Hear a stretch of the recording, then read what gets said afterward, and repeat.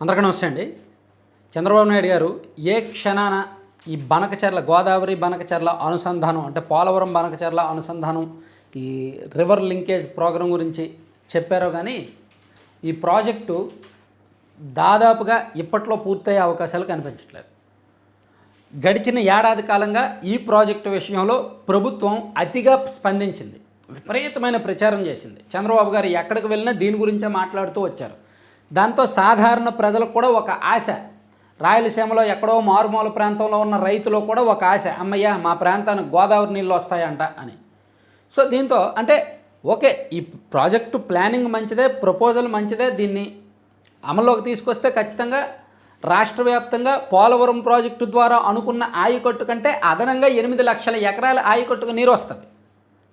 గోదావరిలో వృధాగా పోతున్న నీటిలో సుమారుగా సంవత్సరానికి 200 నుంచి 300 టీఎంసీల నీటిని పోలవరం ద్వారా తీసుకొచ్చి బనకచర్ల ప్రాజెక్టులు అక్కడ పెడితే అక్కడ నుంచి అంటే మధ్యలో ఈ బొల్లాపల్లి కావచ్చు, మల్లవరం కావచ్చు, ఇవన్నీ నింపుకొని బనకచర్లు తీసుకువెళ్ళి అక్కడ నుంచి కూడా రాయలసీమ ప్రాంతంలో గాలేరి నగరి, హంద్రినేవా ద్వారా వివిధ ప్రాంతాలకు నీళ్ళు అందించితే ఖచ్చితంగా మంచి విషయమే. కానీ ఇక్కడ మరి 1 ఇయర్ అయింది. ఈ 1 ఇయర్లో పెద్దగా హడావిడి లేదు. ఉన్న పలంగా ఒక నెల 15 రోజుల నుంచి ఇది రాజకీయంగా వివాదాస్పదంగా మారింది. ప్రతిరోజు కొత్త ఇష్యూ, కొత్త గొడవ. ఎంతో ప్రెస్టీజియస్గా తీసుకొని చాలా జాగ్రత్తగా పూర్తి చేసుకోవాలనుకుంటున్న కూటమి ప్రభుత్వానికి తలనొప్పిగా మారింది. కేంద్రంలో అధికారంలో భాగస్వామిగా ఉన్నప్పటికీ కేంద్రాన్ని కన్విన్స్ చేయలేక ఒక తీవ్రమైన ఒత్తిడి ఎదుర్కొంటుందన్నమాట. దీనిలో ఎవరి వాదన ఏంటి ఆల్రెడీ ఐడియా ఉంది. ఇప్పుడు తెలంగాణ వాళ్ళు ఏమంటారు, మాకు గోదావరి జలాల్లో మాకు 968 టీఎంసీలు మా వాటా ఉంది, సో మా వాటా నీటిని మీరు ఎలా వాడేసుకుంటారు, సో మీరు అక్కడ కట్టుకుంటే మా లెక్క ఏంటి, మీరు 200 టీఎంసీలే తీసుకెళ్తారని లెక్క ఏంటి, 400 టీఎంసీలు తీసుకెళ్ళిపోతారేమో, మాకు రావాల్సిన నీటిని మీరు తోడుకెళ్ళిపోతారేమో అనేది తెలంగాణ వాదన. అందులోకి 2014 విభజన చట్టం ప్రకారం కానీ 1980లో గోదావరి జలాల ట్రిబ్యునల్ ఇచ్చిన తీర్పును కానీ ఇదంతా విరుద్ధం. మీరు కొత్తగా ప్రాజెక్టు చేపట్టాలంటే మాతో సంప్రదించాలి, కేంద్రం అనుమతి తీసుకోవాలి, మీరు మమ్మల్ని అడగట్లేదు, కేంద్రానికి ఉత్తిగా రిపోర్ట్ ఇచ్చేశారు, సో కేంద్రంలో మీరు భాగస్వామైనంత మాత్రం ఇది అయిపోతుంది అనుకుంటున్నారా అని తెలంగాణ. అసలు తెలంగాణలో రేవంత్ రెడ్డి గారు ఎన్నాళ్ళు స్పందించింది, ఇప్పుడు ఎందుకు స్పందిస్తున్నారు? అక్కడ బీఆర్ఎస్ పార్టీ, ఇక్కడ దీని అంతటికీ మూల కారణం బీఆర్ఎస్ పార్టీ అన్నమాట. ఎందుకంటే వాళ్ళకి రాజకీయంగా ఏదో గొడవ చేయడానికి ఒక సాకు కావాలి, ఒక పెద్ద రీజన్ కావాలి, ఒక పెద్ద బూచి కావాలి, ఒక పెద్ద నెగిటివ్ అంశం కావాలి. సో ఆ అంశం ఏదైతే బాగుంటుంది అని చూసి నీళ్ళు అనేది ఖచ్చితంగా సెంటిమెంట్ ప్రజలకి, ప్రతి ఒక్కరికి కనెక్ట్ అయ్యే అంశం నీటి ప్రాజెక్టులు అనేది. కాబట్టి ఈ బనకచర్ల ప్రాజెక్టుని తెలంగాణలో బూచిగా చూపించి దీనికి కాంగ్రెస్ పార్టీ సహకరిస్తుంది అని చెప్పడం ద్వారా కాంగ్రెస్ పార్టీని ఒత్తిడిలోకి తీసుకువెళ్తే ఇప్పుడు ఆ కాంగ్రెస్ పార్టీ నిజంగానే ఒత్తిడిలోకి వెళ్ళిపోయింది. మేము బనకచర్లకు వ్యతిరేకం అని చెప్పి వాళ్ళ కేంద్రంలో వాళ్ళ వాదన వినిపించడం మొదలుపెట్టారు.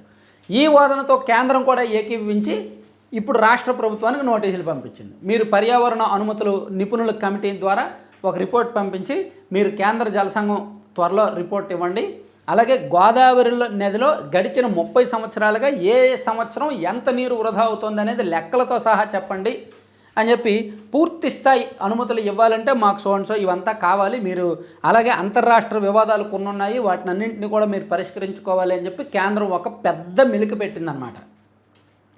ఇవన్నీ ఇలా ఉంటే మధ్యలో ఏబి వెంకటేశ్వరరావు గారు వారం రోజుల కిందట ఒకసారి ప్రెస్ మీట్ పెట్టి ఆయన ఒక కొత్త వాదన తీసుకొచ్చారు.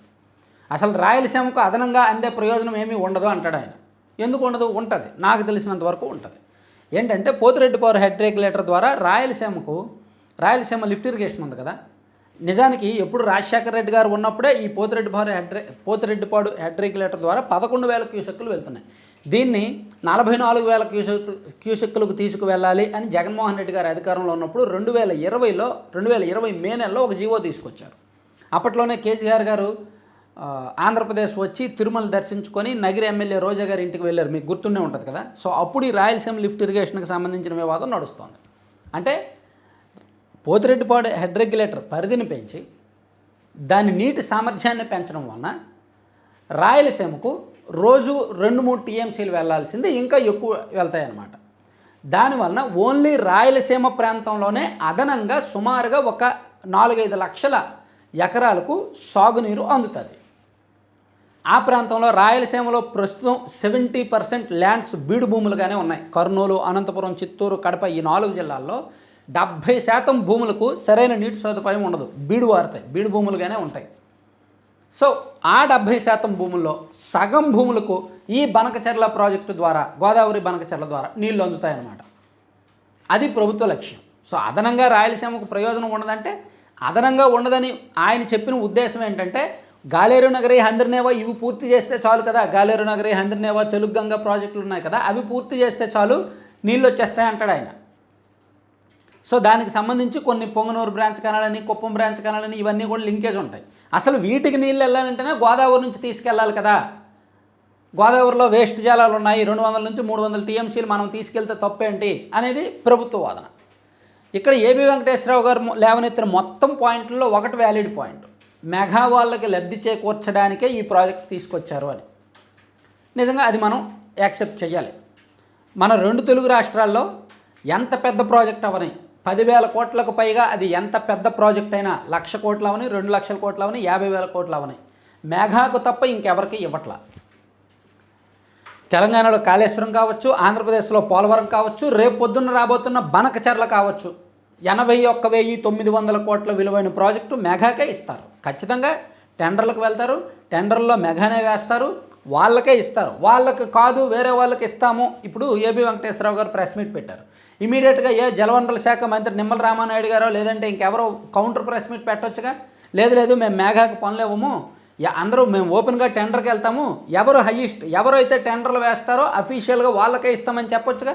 మేము మెగాకి ఈ ప్రాజెక్టు ఇవ్వం, దారాదత్తం చెయ్యమని చెప్పగలిగే ధైర్యం ప్రభుత్వానికి లేదు, ఉండదు. ఎందుకంటే నిజంగా మెగాకి లబ్ధి చేకూర్చడానికే ఇది తీసుకొస్తున్నారనేది వాస్తవం. అంటే దీనివలన ప్రయోజనాలు ఉంటాయి. గోదావరిలో వృధాగా పోతున్న సముద్ర జలాలను, గోదావరి జలాలను వాడుకుంటారు.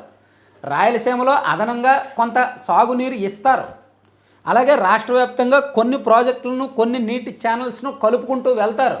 కానీ రాష్ట్రానికి కొంత లబ్ధి ఉంటే ఈ 81,900 కోట్లు కాస్త ఇప్పుడు ఈ సంవత్సరం అంచనాల ప్రకారం 81,900 కోట్లు, ఒక 3 ఏళ్ళు అయ్యేసరికి 1,00,000 కోట్లు అవ్వచ్చు. ఇంకో 3 ఏళ్ళు అయ్యేసరికి 1,10,000 కోట్లు, 1,20,000 కోట్లు అవ్వచ్చు. అంతే కదా. ఎప్పుడో 2004-05లో పోలవరం ప్రాజెక్టు ఎంత అంచనాలతో స్టార్ట్ చేశారు? 5,500 కోట్లు సుమారుగా. అది ఇప్పుడు ఎంత అయింది? 55,000 కోట్లకు పైగా కూర్చుంది. అది కూడా పెరుగుద్ది, ప్రాజెక్టు పూర్తయ్యేసరికి పెరుగుద్ది. సో నీటి ప్రాజెక్టులు ఎప్పుడు కూడా అంచనా వ్యయాలు పెరుగుతూ ఉంటాయి.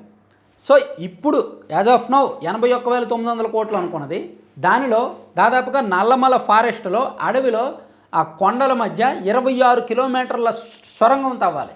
ఈ సొరంగం అంత ఆషామాషి వ్యవహారం కాదు. వెలుగొండలో 2 సొరంగాలు తవ్వడానికి 30 సంవత్సరాల నుంచి టైం తినేస్తూనే ఉన్నారు. లాస్ట్ ఇయర్ ఎప్పుడో పూర్తి చేశారు. అలాగే ఈ 26 కిలోమీటర్ల సొరంగం తవ్వాలన్నా సరే చాలా పెద్ద వర్క్ అనమాట. దానికి మినిమం 10 సంవత్సరాలు పట్టేస్తుంది ఎంత కాదన్నా. సో ఈ 10 సంవత్సరాలు లెక్కేసుకుంటే ఈలోగా ప్రాజెక్ట్ పూర్తి చేయలేరు. అంటే 81,900 కోట్లు అనేది 1,50,000 కోట్లకైనా వెళ్ళొచ్చు. అదంతా కూడా మెగాకే వెళ్తుంది. అది కాదు మేము మెగాకి ఇవ్వం, వేరే వాళ్ళకి ఇస్తామని ప్రభుత్వం చెప్పగలదా? చెప్పలేదు. కాబట్టి నేను ఫైనల్గా కంక్లూజన్ ఇచ్చేది ఏంటంటే, రాష్ట్రానికి ప్రయోజనం ఉంటుంది, అట్ ద సేమ్ టైం ప్రభుత్వానికి కమిషన్ల రూపంలో ప్రయోజనం ఉంటుంది, మెగాకు ఒక పెద్ద ప్రాజెక్టు రూపంలో ప్రయోజనం ఉంటుంది, తెలంగాణ వాళ్ళకి, బీఆర్ఎస్ పార్టీకి దీన్ని ఆపడం ద్వారా రాజకీయంగా కొంత ప్రయోజనం ఉంటుంది. బీఆర్ఎస్ పార్టీ చేస్తున్న గొడవ కారణంగా వైఎస్ఆర్ కాంగ్రెస్ పార్టీకి ఇక్కడ కూటమి ప్రభుత్వం చెప్పింది కానీ చేయలేదు, మేము అధికారంలోకి వస్తే చేస్తాం అనే హామీ ఇచ్చి, అంటే మీరు ఒక్కటి కామన్ సెన్స్తో ఆలోచించండి. 2004 నుంచి 2004 ఏంటి 1970 నుంచి ఆంధ్రప్రదేశ్ రాష్ట్ర రాజకీయాన్ని ఎంతో కొంత ప్రభావితం చేస్తున్నది పోలవరం ప్రాజెక్టు. 2004 నుంచి ఇంకా ఎక్కువ. ఇప్పుడు పోలవరం ప్రాజెక్టు పూర్తి చేస్తారనుకోండి, ఇంకేముంటుంది? ఏదో ఒకటి అడిగి ఓట్లు చెప్పాలి కదా, ఏదో ఒకటి చెప్పి ఓట్లు అడగాలి కదా. ఇదిగో మేము పలాంది పూర్తి చేస్తాం, పలాంది చేస్తామని చెప్పి ఓట్లు అడగాలి. ఇప్పుడు పోలవరం పూర్తి చేస్తే అడగడానికి ఇంకేం ఉండదు. అందుకని బనకచెర్ల అనే బూచిని తెర మీదకి తెచ్చారు. రాజకీయంగా వీళ్ళు వాళ్ళు అందరూ కలిపి తెర మీదకి తెచ్చారు. దాన్ని ఇప్పుడు వచ్చే ఎన్నికల నుంచి బూచిగా చూపిస్తారు.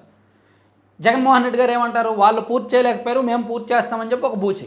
లేదు ఇది మా వల్లనే సాధ్యం, బీఆర్ఎస్ పార్టీ వాళ్ళు అడ్డం పెట్టారు, వైసీపీ వాళ్ళు తోకలు అడ్డం పెట్టారు, మేమే పూర్తి చేస్తామని చెప్పి వీళ్ళు అంటారు.